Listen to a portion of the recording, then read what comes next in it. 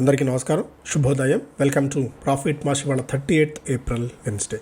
International మార్కెట్స్లో performance, అలాగే మన మార్కెట్స్ మీద ఇంపాక్ట్ చూద్దాం. ముందుగా వీక్షకులందరికీ అక్షయ తృతీయ శుభాకాంక్షలు.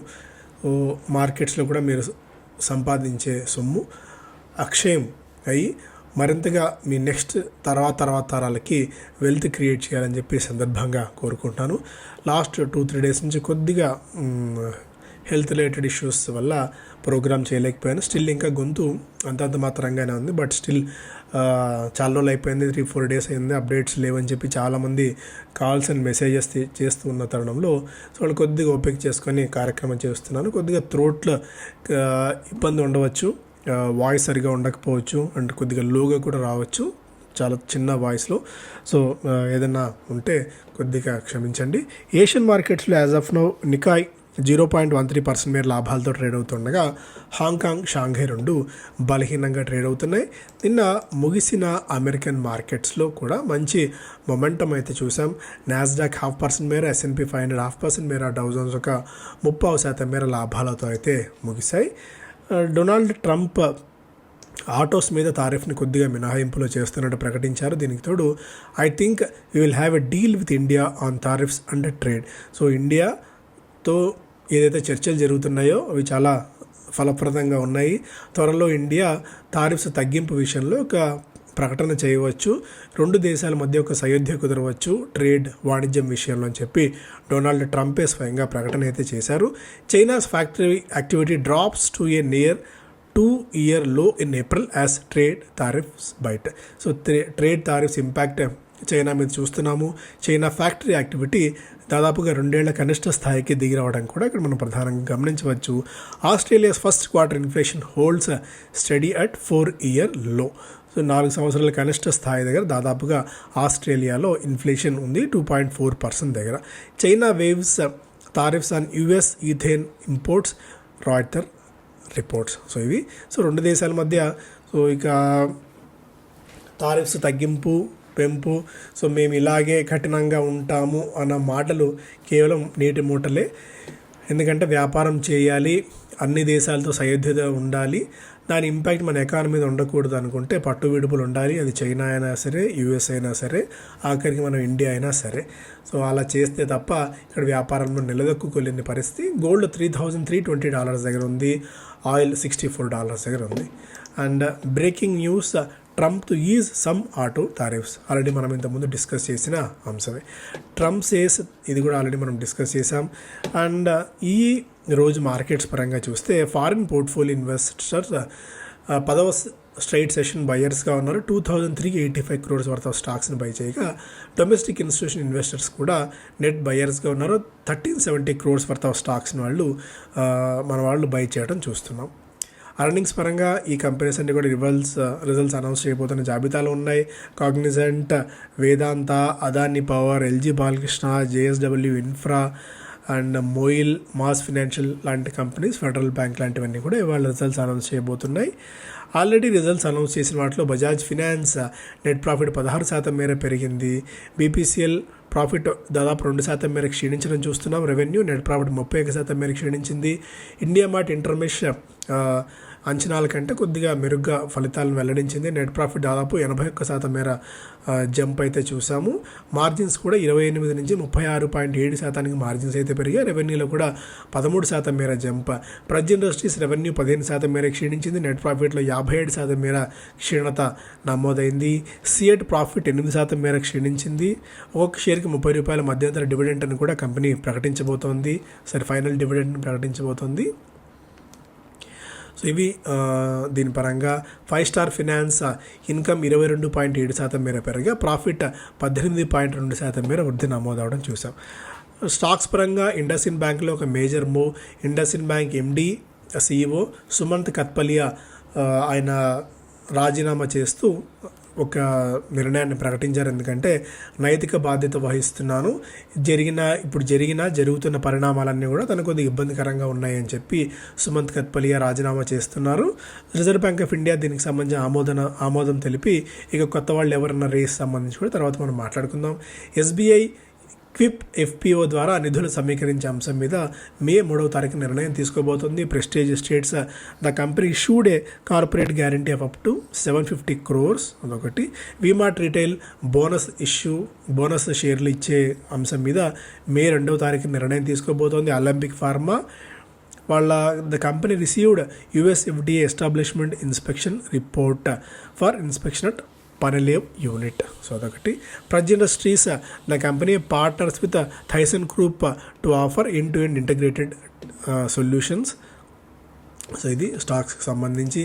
ఎకనామిక్ టైమ్స్ పేజ్లో Pak tie up question mark and Trump backed crypto firm. So పాకిస్తాన్లో డొనాల్డ్ ట్రంప్ వ్యక్తిగతంగా ఇన్వెస్ట్ చేసిన ఒక సంస్థ పాకిస్తాన్లో ఒక క్రిప్టో ఫార్మ్ని ఏర్పాటు చేసే అంశం మీద చర్చలు జరుపుతోంది. ఇప్పటికే పాకిస్తాన్ ప్రధానమంత్రితో ఈ కంపెనీ చర్చలు జరిపి అక్కడ ఏర్పాటు చేయాలన్న అంశం మీద ఉంది అన్నట్టుగా కూడా ఒక వార్త.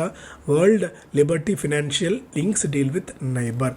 పక్క దేశంతో వీళ్ళు ఒక ఒప్పందం కుదుర్చుకోబోతున్నారు. దాదాపుగా అయింది, డీల్ ఫైల్ అయింది అన్నట్టుగా కూడా ఒక అంశం. Number of operational companies in J and K jumps 3 folds over 5 years. Supply setbacks and saffron past 5 lakh mark. ఇవన్నీ తర్వాత ఇది కూడా ఆల్రెడీ మనం డిస్కస్ చేసిన అంశమే.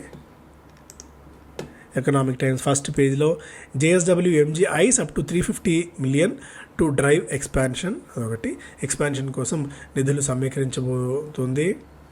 Forces to decide on target time of response to terror.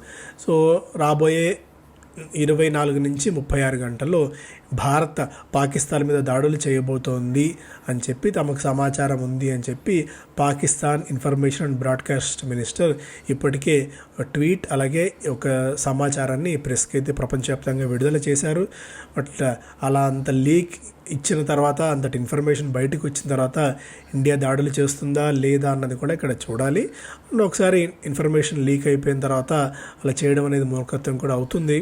High level meeting జరగబోతోంది ఇవాళ. Cabinet committee and security CCS అవసరాన్ని బట్టి ఫోర్సెస్ డిసైడ్ చేసుకుంటాయి టార్గెట్ ఏంటి, టైమ్ ఆఫ్ రెస్పాన్స్ ఏంటి అని చెప్పి ప్రధానమంత్రి అయితే ఇప్పటికే చెప్తున్నారు. Microfin in major crisis with near 2x NPS surge. యాక్చువల్గా ఈ అంశం కొద్దిగా డీటెయిల్గా డిస్కస్ చేయాలి. బట్ ఎందుకంటే మొన్న కూడా మార్కెట్స్లో ఇది చూసాం, ఒక చిన్నపాటి వీక్నెస్. ఎందుకంటే ఒకవేళ 2 దేశాల మధ్య యుద్ధ వాతావరణం కనుక నెలకొన్నట్టయితే కొద్దిగా మార్కెట్స్ మీద ఇంపాక్ట్ ఉండే అవకాశం ఉంది. బట్ అది ఏదన్నా సరే నేజర్కి రియాక్షన్ తప్ప పాకిస్తాన్తో ఫైట్ చేసినప్పుడు మన మార్కెట్స్ కుప్పకూలిపోయే ప్రమాదం అయితే ఏమీ లేదు. దాని గురించి అంత ఆందోళన పడాల్సిన అవసరం లేదు. బట్ మార్కెట్ ఎప్పుడైనా సరే అన్సర్టనిటీని అంతగా ఇష్టపడదు కాబట్టి కొద్ది గొప్ప నేజర్కి రియాక్షన్స్ ఉన్నా మేబీ అలాంటివి మంచి బయింగ్ ఆపర్చునిటీస్ కూడా అవుతాయి ఒకవేళ ఏదైనా క్రాక్స్ వస్తే. మైక్రో ఫైనాన్స్ ఇండస్ట్రీలో చిన్నపాటి వణుకు. ఎందుకంటే ఎన్పిఎస్ నిరర్థక ఆస్తులు, మొండి బకాయిలు దాదాపు 2 రెట్లు పెరిగాయి అన్నది కూడా ఒక ఇంపార్టెంట్ అప్డేట్. ఇది మోరల్ రెస్పాన్సిబిలిటీ ఆల్రెడీ మనం మాట్లాడుకున్నాం. ఇది ఇప్పుడు తర్వాత హెచ్డిఎఫ్సి బ్యాంక్ చెందిన కైజాద్ బరూచా, ఐసిఐసిఐ బ్యాంక్ చెందిన సందీప్ బాత్రా, అనూప్ బాగ్చి లేదా సిఎస్బికి చెందిన ప్రళయ్ మండల్ వీళ్ళు కన్సిడరేషన్లో ఉండవచ్చు అనేది కూడా ఒక అప్డేట్. ఇండస్ఇండ్ బ్యాంక్ సీఈఓ, కొత్త సీఈఓకి సంబంధించి. అర్బన్ కంపెనీ దాదాపు 780 కోట్ల రూపాయల వరకు సమీకరించింది ప్రీ ఐపీఓలో సెకండరీ డీల్స్ ద్వారా. వీళ్ళు మొదట్లో 2019లో నిధులు సమీకరించినప్పుడు రైట్స్ ఇష్యూ ద్వారా వాళ్ళకి నిధులు అందజేయడం, కొద్దిగా క్యాష్ అవుట్ చేసుకోవడం అనే ప్రక్రియ అర్బన్ కంపెనీ చేపడుతోంది. మ్యాక్స్ హెల్త్ కేర్ దాదాపు 6,000 కోట్ల రూపాయల వరకు ఎక్స్పాన్షన్ కోసం సిద్ధం చేసుకుంది. ఆశించిన స్థాయి కంటే ఈసారి సమ్మర్ రిలేటెడ్ ప్రోడక్ట్స్ తగ్గాయి. ఇది చాలా ఆశ్చర్యకరమైన అప్డేట్. ఎందుకంటే దట్టు ఎస్పెషల్లీ సౌత్ ప్లేసెస్లో, నార్త్, సౌత్ అండ్ ఈస్ట్ ఏషియాలో గ్రోత్ అనుకున్న దానికంటే తక్కువగా ఉంది. Air conditioner sales when compared with last year 20% మేరకు క్షీణించింది. రెఫ్రిజిరేటర్ సేల్ 10% మేరకు క్షీణించింది. బేవరేజెస్ కూడా 10 నుంచి 15% మేర తగ్గింది అన్నది కూడా ఒక ఇంపాక్ట్, ఒక ఆశ్చర్యకరమైన విషయంగా చెప్పుకోవాలి. Most companies postponing planned 3 to 4% price hike. AC ధరలు పెంచాలని చెప్పి అనుకున్న కంపెనీస్ ఆల్రెడీ ఇన్వెంటరీ పెరిగిపోతుంది కాబట్టి కాబట్టి ధరలు పెంచే అంశం మీద ప్రస్తుతానికి ఒక నిర్ణయాన్ని నిలుపుదల చేసుకున్నారు. మోడరేట్ టెంపరేచర్స్ ఉన్నాయి, అక్కడక్కడ రైన్స్ పడుతూ ఉండడం, వర్షాలు పడుతూ ఉండడం కూడా కొద్దిగా సేల్స్ తగ్గడానికి కారణమైంది అన్నట్టుగా కూడా ఒక ఇంపార్టెంట్ అప్డేట్గా ఇక్కడ చూడాలి. Canara bank Canara HSBC life files for IPO దాదాపు 16,500 కోట్ల రూపాయల మీద వాల్యుయేషన్ రాబోతుంది కెనరా అండ్ హెచ్ఎస్బిసి లైఫ్కి. అదాని గ్రీన్ దాదాపు $3.6 బిలియన్ వరకు విస్తరణ కోసం నిధులు ఖర్చు చేయబోతోంది, పెట్టుబడులు పెట్టబోతుందని కూడా update. SEBI cautions investors on opinion trading, option trading కాదు, ఒపీనియన్ ట్రేడింగ్ ప్లాట్ఫామ్స్ అనేవి కొత్తగా వస్తున్నాయి.